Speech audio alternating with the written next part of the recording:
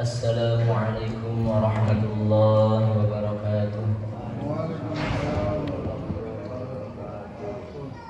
Alhamdulillah, alhamdulillahilladzi hadana lihada wa ma kunna linahtadiya laula an hadanallah. Asyhadu an la ilaha illallah wahdahu la syarika lah wa asyhadu anna sayyidana wa maulana Muhammadan abduhu wa rasuluh. Allahumma shalli wa sallim wa barik ala sayyidina Muhammad wa ala alihi wa ashabihi wa man tabi'ahum bi ihsanin ila yaumil qiyamah, amma ba'd. Rabbi shrah li sadri wa yassir li amri wahlul 'uqdatam min lisani yafqahu qawli. Subhanaka la ilma lana illa ma 'allamtana innaka antal 'alimul hakim. Allahumma la sahla illa ma ja'altahu sahla wa anta taj'al huzna sahlan idza syi'ta sahla. Kaum muslimin rahimakumullah, jamaah salat subuh yang semoga senantiasa diridhoi oleh Allah Subhanahu wa taala. Alhamdulillah, kita ucapkan rasa syukur kepada Allah Subhanahu wa taala yang pada saat ini Allah Subhanahu wa taala telah memberikan hidayahnya kepada kita, memberikan taufiknya kepada kita, dan memberikan berbagai nikmat kepada kita sehingga kita dapat menjalani perintah Allah Subhanahu wa taala, salat subuh secara berjamaah, yang dikatakan dalam sebuah hadis yang artinya orang yang salat isya dengan berjamaah maka seakan-akan dia telah sholat sunnah setengah malam, dan barang siapa sholat subuh secara berjamaah maka seakan-akan dia sholat semalam penuh. Dan di antara keutamaan sholat subuh berjamaah adalah seorang yang sholat subuh berjamaah fahuwa fi dhimmatillah, maka dia berada di jaminan Allah Subhanahu wa taala, berada dalam tanggungan Allah Subhanahu wa taala. Makanya banyak orang yang berkeyakinan, memang ini keyakinan yang benar, siapapun yang sholat subuh berjamaah maka insya Allah urusan-urusannya akan dimudahkan oleh Allah Subhanahu wa taala, dan urusan dunia maupun urusan akhirat dan senantiasa dijaga oleh Allah Subhanahu wa taala dari segala bahaya. Amin ya rabbal alamin. Semoga ini adalah awal subuh yang baik bagi kita di bulan Ramadan ini, dan semoga Allah memberikan keistiqomahan kepada kita sampai selesai bulan Ramadan, bahkan untuk bulan-bulan selanjutnya. Amin ya rabbal alamin. Salat dan salam semoga senantiasa tercurahkan kepada junjungan kita Nabi Agung Muhammad sallallahu alaihi wasallam, yang mana beliau sallallahu alaihi wasallam dalam salah satu sabdanya bersabda, man salaka tariqan yaltamisu fihi ilman sahalallahu lahu bihi tariqan ilal jannah. Siapa yang menempuh suatu jalan dalam rangka menuntut ilmu, maka Allah Subhanahu wa taala akan memudahkan baginya jalan menuju surga. Semoga kita semua termasuk umat-umat yang senantiasa dimudahkan oleh Allah menuntut ilmu sehingga menjadi wasilah mudahnya kita masuki surganya Allah Subhanahu wa taala. Amin ya rabbal alamin. Jamaah subuh yang sama-sama mengharap ridha Allah Subhanahu wa taala, sini saya akan bacakan beberapa nasihat dari kitab Al-Wabilus Shayyib. Ini karya Ibnu Qayyim Al-Jauziyah. Dikatakan sa'adatul abdi salasah, tanda seorang hamba itu menjadi hamba yang sa'id. Sa'id itu beruntung, bahagia. Ada namanya syaqi, ada namanya sa'id. Sa'id itu bahagia, beruntung, sedangkan syaqi adalah hamba yang celaka. Jadi orang itu sudah ditetapkan, Pak, sama Allah Subhanahu wa taala. Ini hamba ini bakalan bahagia, bakalan beruntung, atau bakalan syaqi, orang yang binasa atau celaka. Sudah ditetapkan oleh Allah Subhanahu wa taala. Dan kita sebagai hamba bisa mengetahui hal tersebut dari diri kita. Maka ada 3 hal tanda seorang hamba itu adalah menjadi hamba yang bahagia, beruntung di sisi Allah Subhanahu wa taala. Yang pertama adalah idza an'ama 'alaihi syakar. Ketika seorang hamba diberi suatu nikmat, dia akan bersyukur. Dia tidak lupa untuk bersyukur. Dikasih nikmat apapun, nikmat sehat, nikmat harta, nikmat usia, nikmat ilmu, apalagi masih banyak sekali nikmat yang Allah Subhanahu wa taala karuniakan kepada kita.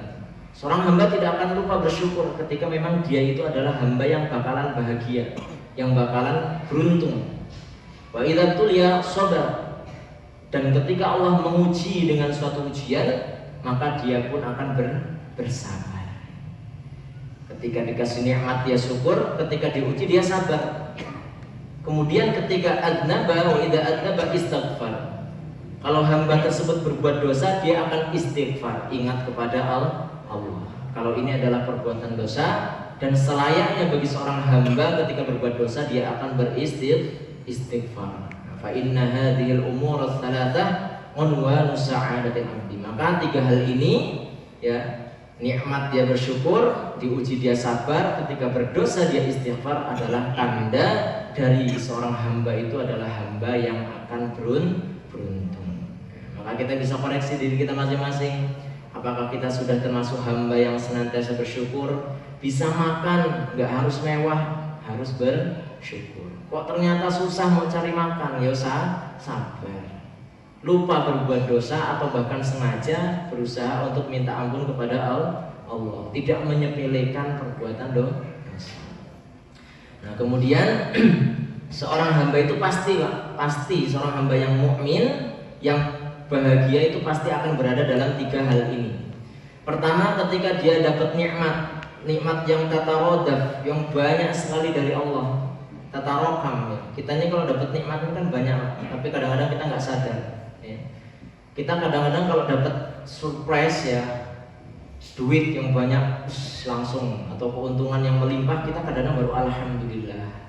Padahal kita dikasih kesehatan yang bisa kita gunakan untuk bekerja, itu saja sudah nikmat yang sangat besar. Apalah maknanya ketika kita punya harta yang banyak tapi nggak sehat, nggak sehat, habis duitnya hanya untuk berobat, belum juga sembuh. Kita punya duit banyak tapi mau tidur saja nggak nyaman, harus minum pil. Kemudian kalau misalnya mungkin sakit pinggang ya kan, orang iso melumakin orang penak ya, tengkurap ya orang penak, dalam keadaan apapun tidak nikmat. Tapi walaupun kita tidak memiliki banyak harta, toh dikasih kesehatan, itu adalah suatu nikmat yang lebih besar ketimbang nikmat harta. Qayyadaha syukru. Nikmat tersebut akan diikat, senantiasa berada dalam diri kita ketika kita mampu bersyukur kepada Allah Subhanahu wa taala. Dan syukur itu dia bangun di atas tiga hal. Syukur itu gimana? Itu dibangun di atas tiga hal. Pertama adalah al-i'tirafu biha batinan. Dalam hati kita mengakui kalau nikmat-nikmat yang kita miliki adalah semata-mata dari Allah. Bukan dari kecerdasan kita, bukan dari kehebatan kita, bukan dari kekuatan kita. Semata-mata kita punya kekayaan misalnya, kita punya ilmu misalnya, atau kita punya pengaruh dan sebagainya, kita harus yakin dalam hati bahwasanya itu adalah pemberian Allah. Jangan seperti Korun itu ketika ditanya hartanya, katanya ini adalah sebab ilmuku, sebab usahaku, sebab kehebatanku, sehingga dibinasakan oleh Allah Subhanahu wa taala. Dalam diri kita, ketika kita mendapatkan suatu nikmat, jangan bangga merasa ini adalah kekuatan saya, kehebatan saya, sehingga banyaklah konsekuensinya, nanti bisa jadi bakhil, bisa jadi sombong, bisa jadi ini dan itu. Pertama harus mengakui dalam hati kita. Wa tahaddatsu biha dhahiran. Kemudian diucapkan dengan secara zahir, kita mengucapkan, menceritakan. Maknanya gimana?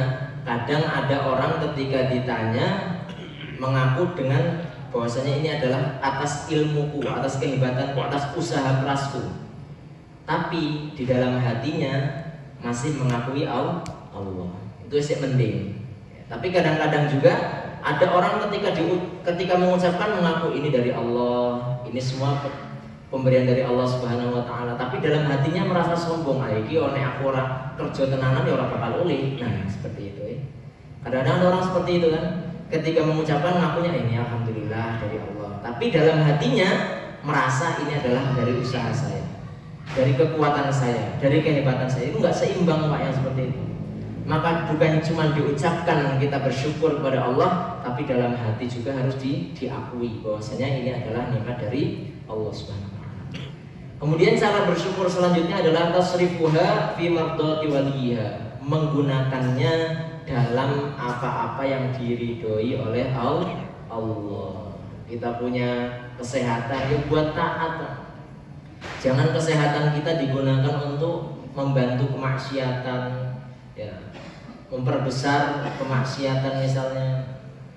Kita punya kesehatan kita gunakan untuk perjuangan Allah, perjuangan agama Allah, kita bantu dakwah. Kita punya harta kita bantu dakwah, kita bantu pembangunan masjid, pembangunan madrasah. Minimal kita bantu anak-anak kita, keluarga kita untuk semakin dekat kepada Allah Subhanahu wa taala.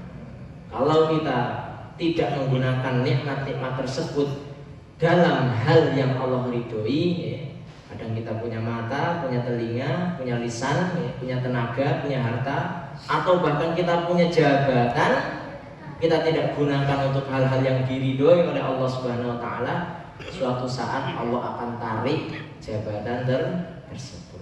Suatu saat Allah Subhanahu wa taala akan tarik nikmat tersebut, entah kapan, itu tentang waktu yang ditentukan oleh Allah Subhanahu wa taala. Nah, itu. Jadi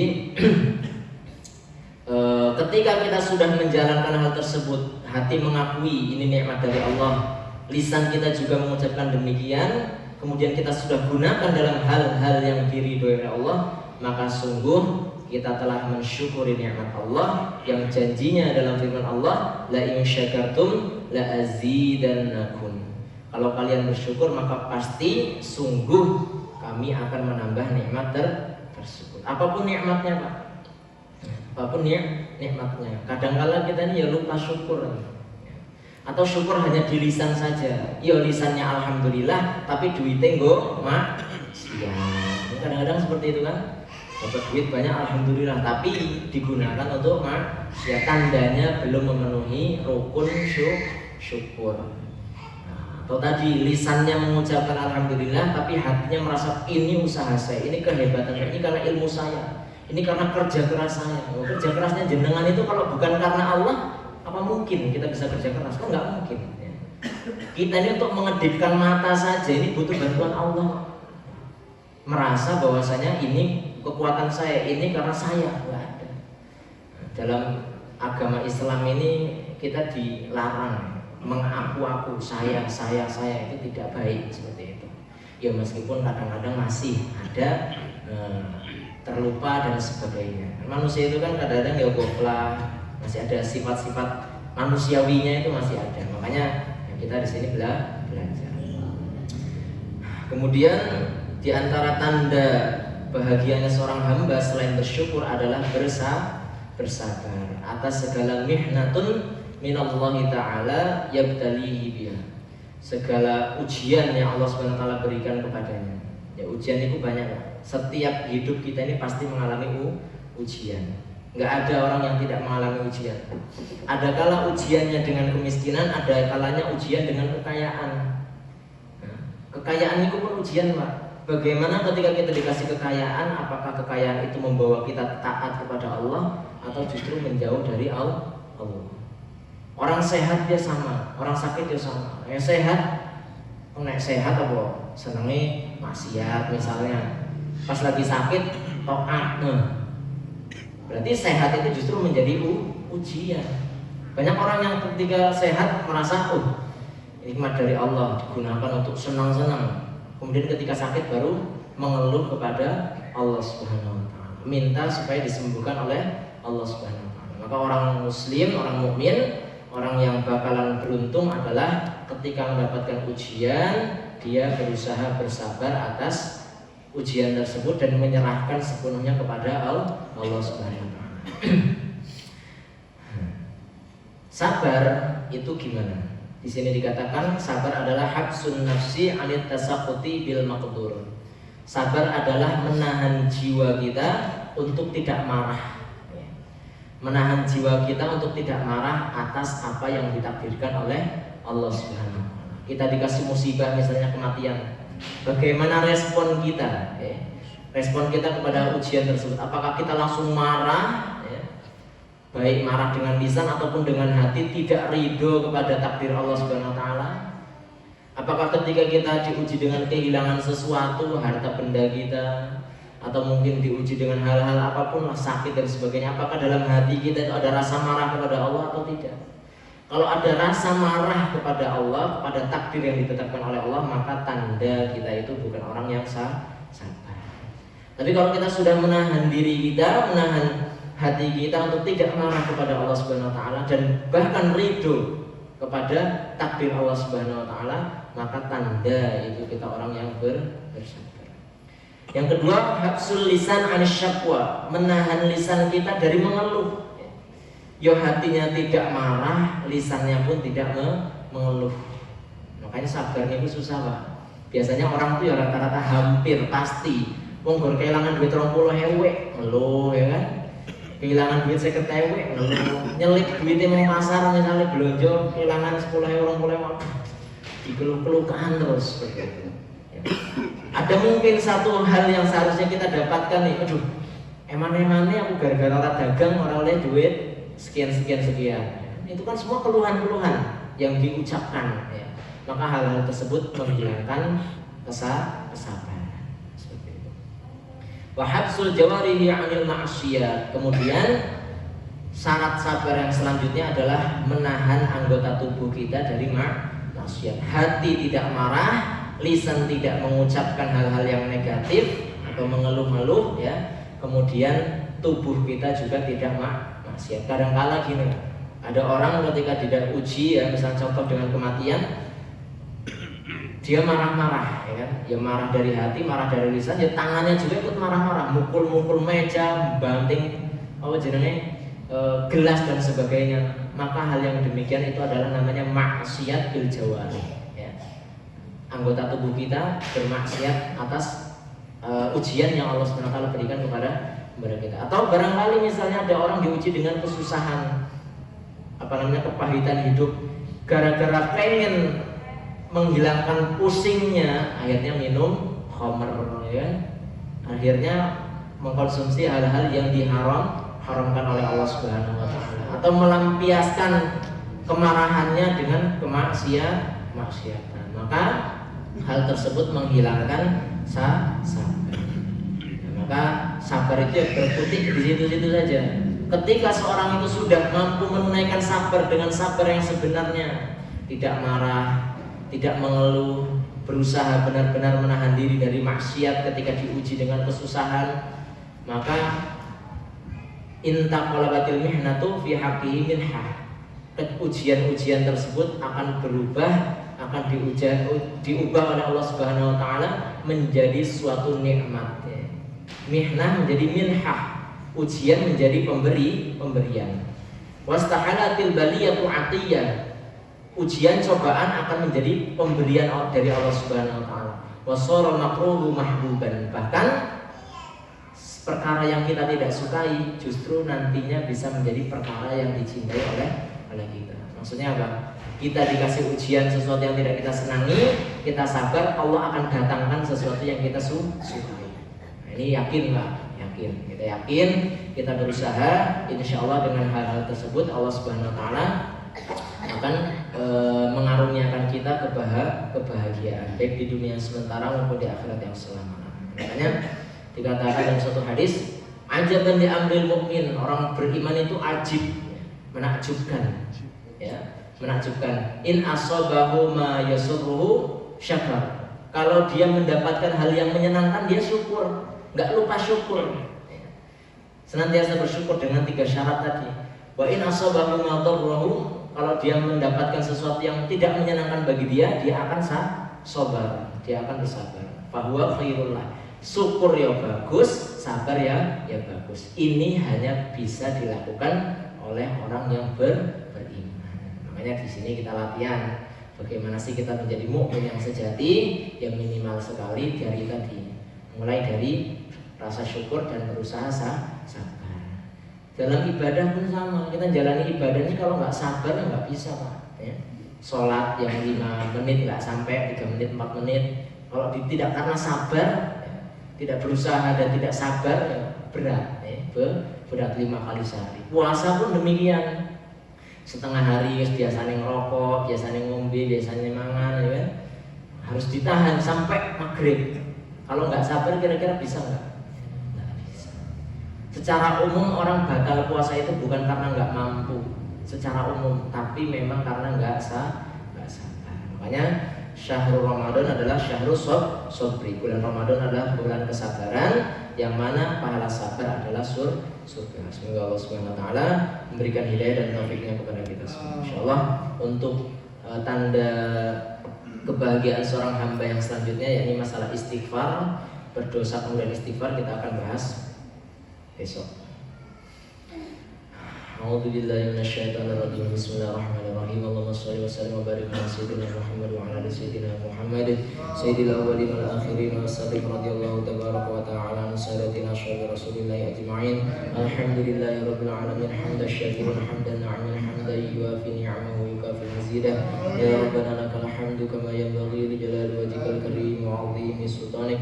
Rabbana ighfir lana dhunubana wa liwalidayna warhamhuma kama rabbayana shighara wa li jami'il muslimin wal muslimat wal mu'minin wal mu'minat al ahya'i minhum wal amwat wa li ikhwanina alladhina sabaquna bil iman wa la taj'al fi qulubina ghillan lil ladzina amanu rabbana innaka ra'ufur rahim. Allahumma qassim lana min khashyatika ma tahulu bi bainana wa bain ma'siyatik wa min ta'atika ma tuballighuna biha jannatak wa min al-yaqini ma tuhawwinu bihi 'alaina masa'ibad dunya wa matti'na bi asma'ina wa absarina wa quwwatina ma ahyaytana waj'alhu al-waritha minna waj'al tha'rana 'ala man zalamana wa ansurna 'ala man 'adana wa la taj'al musibatana fi dinina wa la taj'al ad-dunya akbar hammina wa la mablagha 'ilmina wa la tusallit 'alaina man la yakhafuka wa la yarhamuna. Allahumma ij'al jam'ana hadha jam'an marhuma wa tafarruqana min ba'di tafarruqan ma'suma. Allahumma ij'alna wa awladana wa ahlana wa azwajana wa dhurriyyatina min ahli al-'ilmi wa ahli al-khairi wa ahli al-Qur'an wa la taj'alna iyyahum min ahli ash-sharri wad-dhayri wad-tudyan. Allahumma inna nas'aluka ridhaka wal jannah wa na'udzu bika min sakhatika wan nar. Rabbana atina fid dunya hasanah wa fil akhirati hasanah wa qina adzabannar. Wa sallallahu ala sayyidina Muhammad wa ala alihi washabbihi wasallam. Alhamdulillahi rabbil alamin. Al-Fatihah. Alhamdulillahi rabbil alamin. Ar-rahmanir rahim. Maliki yaumiddin. Iyyaka na'budu wa iyyaka nasta'in.